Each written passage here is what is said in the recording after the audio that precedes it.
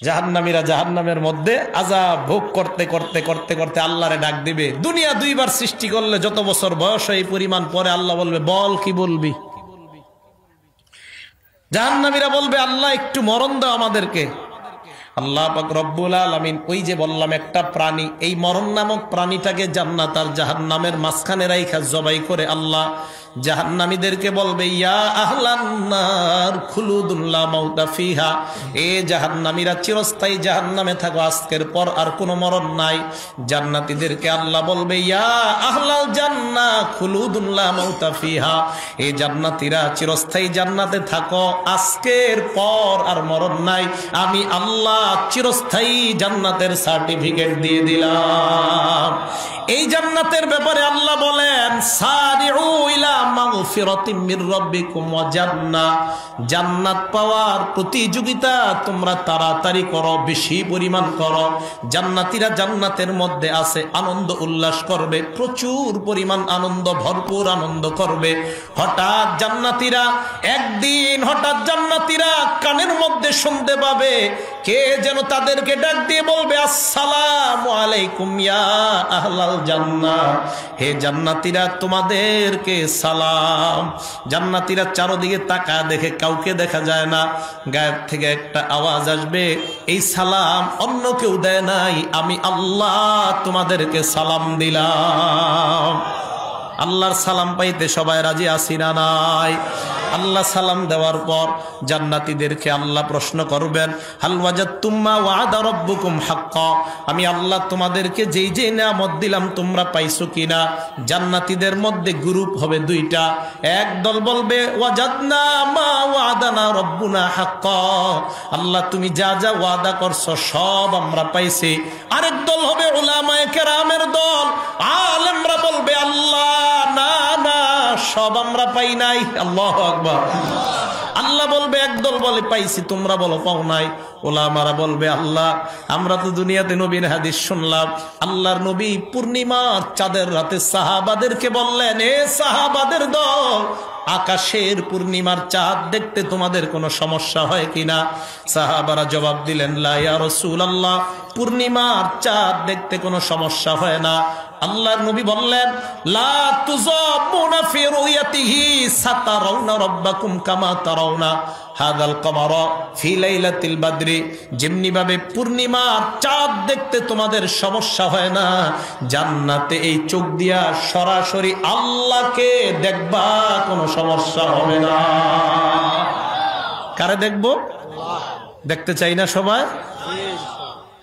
ওলামারা বলবে আল্লাহ আপনারে দেখি না, এখন আপনারে দেখতে চাই। আল্লাহ সূর্যের রূপে তাজাল্লি প্রকাশ করবে, সহ্য করার ক্ষমতা থাকবে না।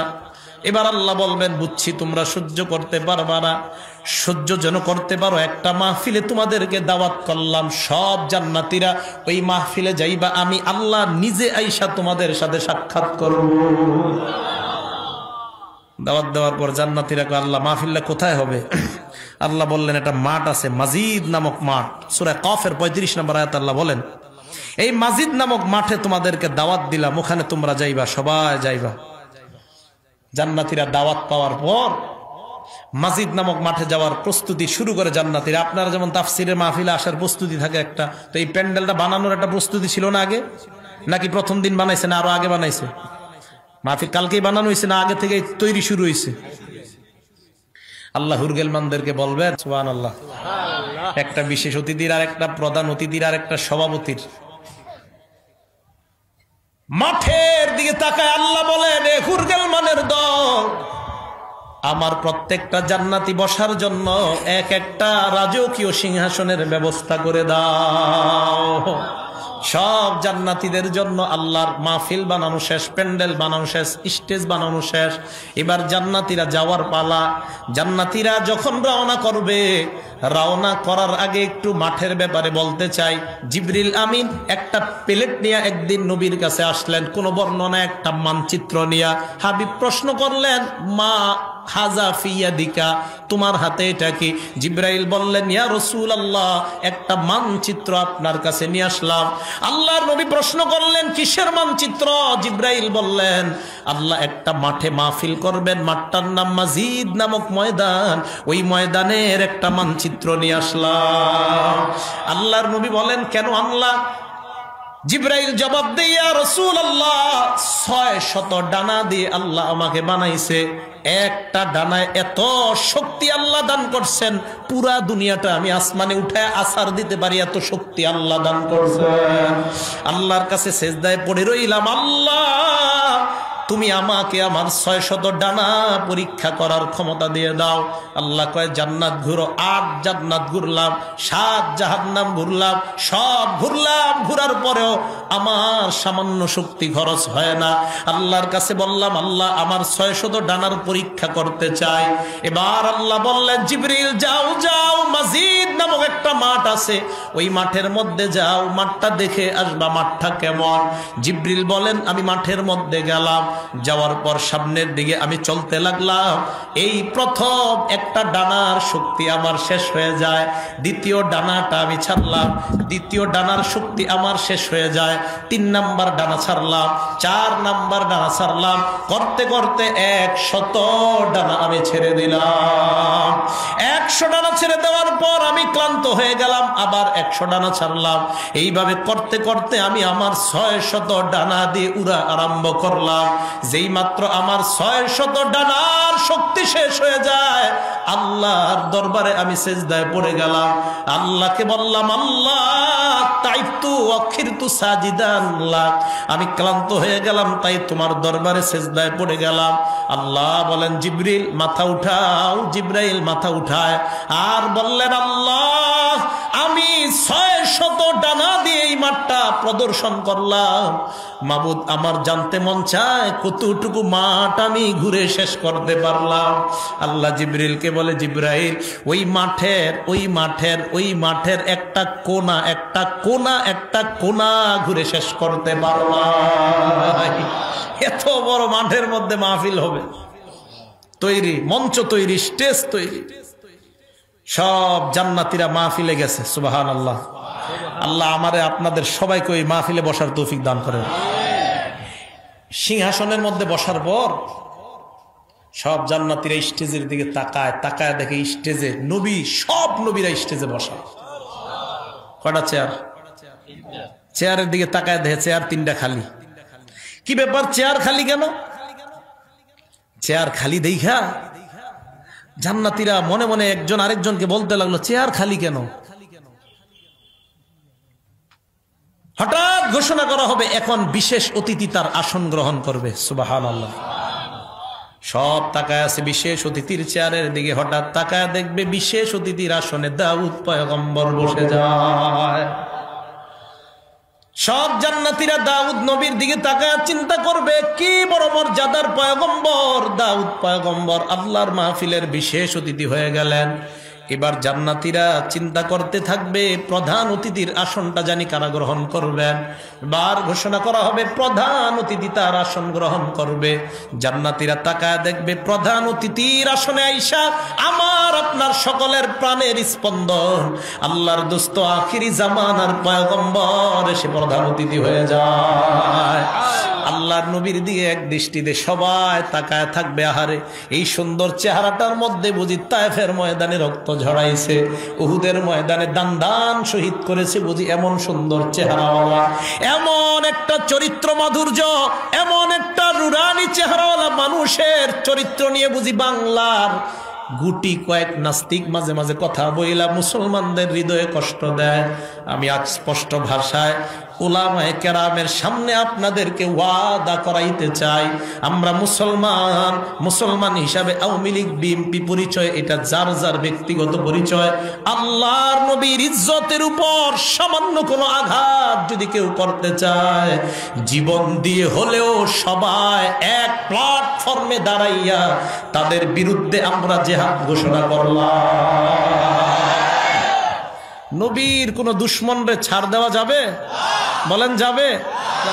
এই ব্যাপারে মুসলমান এমপি, মন্ত্রী, আওয়ামী লীগ, বিএনপি, জামাত, জাতীয় পার্টি সব এক। নবীর দুশ্মনদেরকে কোনো ছাড় নাই। আমরা কি কখনো আন্দোলন করি বলেন? কিছুদিন পর পর খোসা মারে ওলামায়ে কেরাম যেন আসে আর তাদেরকে যেন একটা জঙ্গিবাদের উপাধি দেওয়া যায়, এরকম। আমাদের শেখুল হাদিস আল্লামা আজিজুল হক রহমতুল্লাহ আলাইহি যমুনা টেলিভিশন চিন্তা করে কিভাবে খোসাটা দেওয়া যায়। ওনারে যদি জঙ্গি বানানো যায় তো কওমি মাদ্রাসার সব প্রায় লাখ লাখ ছাত্র ওনার ছাত্রের ছাত্র, তার মানে আমরা সবাই ওনার ছাত্র। হয়তো উনি আমাদের সরাসরি উস্তাদ, না হয় দাদা উস্তাদ, এইভাবে তো আমাদের উস্তাদ। শেখুল হাদিস আল্লামা আজিজুল হক রহমতুল্লাহ কাছে আমারও পড়ার সৌভাগ্য হয় নাই, কারণ হুজুর ততদিন বুখারী পড়ানো শেষ, আমি 2010-11-তে ফারেক হয়েছি। তো শেখুল হাদিস আল্লামা আজিজুল হক রহমতুল্লাহ আলাই ওনাকে যমুনা টেলিভিশন কি বললো? জঙ্গি আখ্যায়িত দিতে চাইলো। এটা করতে পারলে সব মুসলমান ওলামায়ে কেরামকে জঙ্গি বানানো যাবে। আমরা স্পষ্ট ভাষায় বলতে চাই, ওলামায়ে কেরাম জঙ্গি না, জঙ্গিবাদের সাথে কোনো সম্পৃক্ততা নাই, বরং থাকলে এদেশে প্রমাণ হয়ে যায় কলেজ ভার্সিটির মধ্যে জঙ্গির সম্পৃক্ততা পাওয়া গেছে। আসেন, প্রধান অতিথিকে ভুলে গেছে মুহাম্মদ সাল্লাল্লাহু আলাইহি সাল্লাম। তো সবাই অপেক্ষায় আছে সভাপতির আসনটা কে জানি গ্রহণ করে। সব অপেক্ষায় নবীজির দিকে তাকায় আছে এক দৃষ্টিতে, সভাপতির আসনের দিকে তাকায় আছে। হঠাৎ জান্নাতীরা তাকায় দেখবে সভাপতির নাম ঘোষণা করা হবে। সভাপতির আসনের দিকে তাকায় দেখে সভাপতির আসনে ঈশা অন্য কেউ নয়, আমার আপনার নবী বলি সকলের সৃষ্টিকর্তা আল্লাহ এসে বসে যায়। সব জান্নাতীরা আল্লাহর দিকে এক দৃষ্টিতে 40 বছর তাকায় থাকবে। আল্লাহ 40 বছর পর বলবে নজর নামাও, হাল মিম মাজিদ, আর কোন নেয়ামত তোমরা চাও? জান্নাতীরা বলবে আল্লাহ আরো কোন নেয়ামত আছে কিনা? আল্লাহ জবাব দিবেন এখনো তো শুরুই হয় নাই। দুনিয়ার মধ্যে মাহফিলে তোমরা গজল গাইতা, আমার মাহফিলেও গজল হবে। মিকাইলকে বলবে মিকাইল তুমি হাম পাঠ করো। মিকাইল আল্লাহর শানে হাম পাঠ করা আরম্ভ করবে। তাকায় দেখবে জান্নাতীরা খালি মুখে বসা। আল্লাহ বলবে খারাপ দেখা যায়, প্রত্যেকের হাতে গ্লাস ধরায়া দাও, শরাবান তহুরা ডাইলা দাও। আমার জান্নাতীরা শরাবান তহুরা পান করবে, তালে তালে মিকাইলের সঙ্গীত শুনতে থাকবে। এটা আমরা পাবো ইনশাআল্লাহ। বলেন সবাই ইনশাআল্লাহ। এটা তারা পাবে না যারা 31st নাইট, কয়েকদিন পর এই 31st নাইটে যারা মদ খেয়ে মাতাল ভাবে সারাটা রাত কাটাবে, তাদের জন্য এই নেয়ামত নাই, তাদের জন্য এই নেয়ামত হারাম। 31st নাইট বুঝেননি? আসতেছে কিছুদিন পরে। এত পরিমাণ মদ বিক্রি হবে আমাদের দেশে, এত পরিমাণ মদ বিক্রি হবে, এত পরিমাণ মদ বিক্রি হবে। এইগুলারে আবার কিভাবে যে কোন দিকে যে যাইতেছে দেশ আল্লাহ জানে। আমাদের দেশের স্বাধীনতার স্থপতি বঙ্গবন্ধু শেখ মুজিব, ওনার জন্য দোয়া মাহফিল করা উচিত। উল্টা ওনার জন্য নর্তকী এনে নাচিয়ে ওনার প্রতি শ্রদ্ধা করা হয় নাই, ওনাকে অশ্রদ্ধা করা হয়েছে। এটা ভক্তি প্রদর্শন করা হয় নাই, এটা একজন স্থপতির প্রতি সম্মান দেখানো হয় নাই। ওনার জন্য দোয়ার আয়োজন হবে, ওলামায়ে কেরাম দোয়া করবে। নর্তকীদের নাচের জন্য এই দেশের মুসলমানরা আর ওলি আউলিয়ারা এই দেশের মধ্যে আসে নাই। এটা ইসলামের দেশ, মুসলমানের দেশ। এই জায়গায় ইসলামী সংস্কৃতি চলবে, অন্য কোনো সংস্কৃতি এই দেশে স্থান দেওয়া যাবে না। এটা হলো মুসলমানের দেশ। সভাপতিকে আল্লাহ বলবে আর কিছু চাও? শরাবান তহুর পান পর্ব শেষ, আর কি চাও? জান্নাতীরা বলবে আল্লাহ আরো আছে। আল্লাহ কয় শুরুই তো হয় নাই। দুনিয়ার মধ্যে তোমাদের মাহফিল কোরআন তেলাওয়াত করতা, আমার মাহফিলে কোরআন তেলাওয়াত হবে। দাউদ নবীর দিকে তাকায় বলবে দাউদ পয়গম্বর, কত সুন্দর একটা কণ্ঠ আমি আপনাকে দান করলাম, জাবুর কিতাব দিলাম, এই কণ্ঠের মাধ্যমে আপনি জাবুর কিতাব তেলাওয়াত করতেন। আকাশের পাখিগুলা আইসা আপনার পাশে বসে যাইতো, নদীর মাছগুলা নদীর কিনারায় এসে যাইতো। দাউদ পয়গম্বর আপনি আপনার সুললিত কণ্ঠে জান্নাতীদেরকে কোরআন শোনায়া মুগ্ধ করে দেন। দাউদ নবী তেলাওয়াত করবে তাবারাকাল্লাযী বিয়াদিহিল মুলকু ওয়া হুয়া আলা কুল্লি শাইইন কাদির। দাউদ নবী সূরা মুলক তেলাওয়াত করবে। দাউদ নবীর তেলাওয়াতটা জান্নাতীরা একদিন দুই দিন নয় 40 বছর উপভোগ করবে। আল্লাহ পাক বলবেন আর কি চাও? জান্নাতীরা বলবে আল্লাহ আরো কিছু আছে কিনা? আল্লাহ কয় শুরুই তো হয় নাই।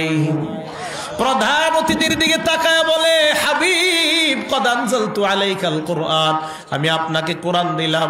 ওয়া হামালতাল মাশাক্কাতা লিহাযা, এই কোরআনের জন্য আপনি কত কষ্ট সহ্য করলেন, মাইর খাইলেন। হাবিব আপনি যখন কোরআন তেলাওয়াত করতেন, জাহান্নামী যারা আছে এখন, আবু জাহেল, উতবা, শাইবা, তারা পর্যন্ত আপনার কোরআন রাতের অন্ধকারে শুনতো। হাবিব এত সুন্দর একটা কণ্ঠ দান করলাম, এই কণ্ঠের মাধ্যমে আজকে কোরআন শোনায় জান্নাতীদেরকে মুগ্ধ করে দেন। আল্লাহর নবী তেলাওয়াত করবে ইয়াসিন ওয়াল কুরআনিল হাকিম, সূরা ইয়াসিন আমাদের নবী তেলাওয়াত করবে, জান্নাতীরা 500 বছর পর্যন্ত উপভোগ করবে। এবার আল্লাহ বলবে, আর কি নিয়ামত চাও? জান্নাতীরা বলবে, আল্লাহর আছে কিনা? আল্লাহ কয়, শুরুই তো হয় নাই। এবার আল্লাহ বলবেন, ইন্না আরাদনাল আমানাতা আলাস সামাওয়াতি ওয়াল আরদ ওয়াল জিবালি ফাআবাইনা আইয়াহমিলনাহা ওয়া আশফাকনা মিনহা ওয়া হামালাহাল ইনসান।